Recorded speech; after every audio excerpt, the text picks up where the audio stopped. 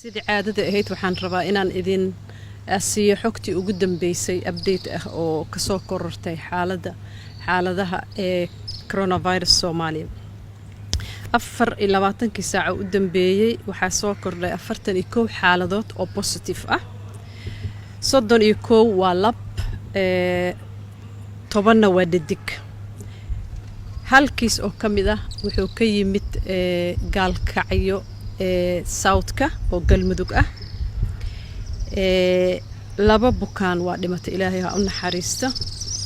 laba kalena waa caafimaaday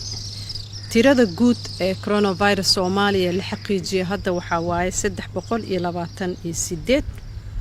dhimashada guud ahaan waxay noqonaysaa 16 xaaladood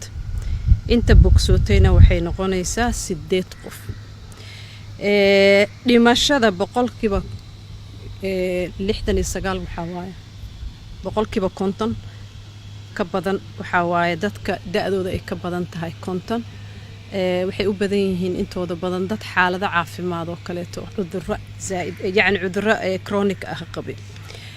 boqolkiiba 69 dadka da'dooda waxay ka yartaa uu ku dhacay cudurka waxay u dhaxaysaa 20 ilaa 40 nambarada waa korayaan sidaad u jeedaan xanuunkii waa fidaya waxa aan ku celcelinaynaa waxa waaye ka hortagga wuxuu ka fiican yahay daaweynta inaan ka wada tashano oo isku ogaano oo aan ka wada ballanno mar walba sidii cudurkan loo xakameyn lahaa wacyigelinta in aad loo badiyo waa bil Ramadaan barakaysan Ilaahay fadligeeda ha nagu xafido Ilaahay ha noogu caafiyo inta cudurka uu qabo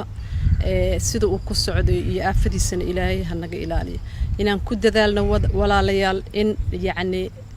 meelaha ciriiriga laga fogaado in bixitaanka aanan danta ku jirin oo aanan muhiim ka ahayn la joojiyo in il gaar ah lagu ilaaliyo dadka xaaladaha caafimaad guud yani aysan fiicnayn ama difaacooda jirka uu yaryahay in nadaafadda aad loogu dadaalo in gacmo dhaqashada saabuunta iyo alcohol iyo wixii qofba mar uu awoodo uu badiyo gacmaha la dhaqo ugu yaraan 30 daqiiqadba mar ilaa 20